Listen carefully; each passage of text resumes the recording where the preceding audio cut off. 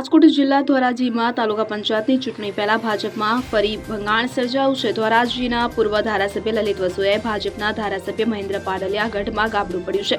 તાલુકા પંચાયતના પૂર્વ કારોબારી સમિતિના સભ્ય જતી જીકાણી અને ભાજપ મહિલા આગેવાન સિદ્ધિ જીકાણી કોંગ્રેસમાં જોડાયા છે। ભાજપથી નારાજ થયેલ સિદ્ધિ જીકાણી અને જતી જીકાણીએ ભાજપનો છેડો ફાડી કોંગ્રેસના પૂર્વ ધારાસભ્ય લલિત વસુયાને હસ્તે કેસ ધારણ કરીને કોંગ્રેસમાં જોડાયા છે। ભાજપની ગરીબ ગામડા અને ખેડૂત વિરોધી નીતિથી નારાજ થઈ ભાજપને આ બંનેએ રામ રામ કર્યા છે।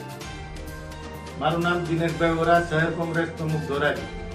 સમગ્ર ગુજરાતની અંદર ભાજપના વળતા પાણી હોય તેના ભાગરૂપે ધોરાજી તાલુકાની અંદર ધોરાજી તાલુકાના પૂર્વ સદસ્ય, તાલુકા પંચાયતના પૂર્વ સદસ્ય અને કારોબારી ચેરમેન સિદ્ધિબેન જેકીભાઈ ચીકાણી આજરોજ કોંગ્રેસમાં પ્રવેશ કર્યો છે।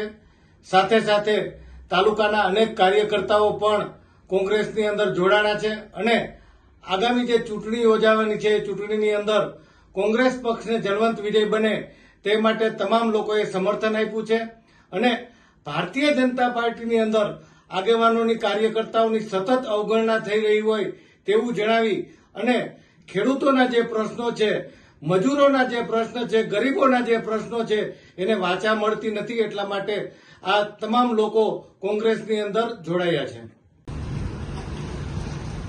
હું ભારતીય જનતા પાર્ટીનો ધોરાજી તાલુકા પંચાયતનો કારોબારી ચેરમેન હતો। ભારતીય જનતા પાર્ટીની રીતિનીતિ જોઈ એનાથી કંટાળી અને હું કોંગ્રેસ સાથે આજથી જોડાઉં છું। અલ્પેશ ત્રિવેદી, ધોરાજી।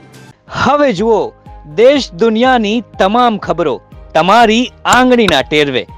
ઉઠાવો મોબાઈલ અને ગૂગલ પ્લે સ્ટોર પરથી ડાઉનલોડ કરો અમારી CN24 ન્યૂઝ મોબાઈલ એપ।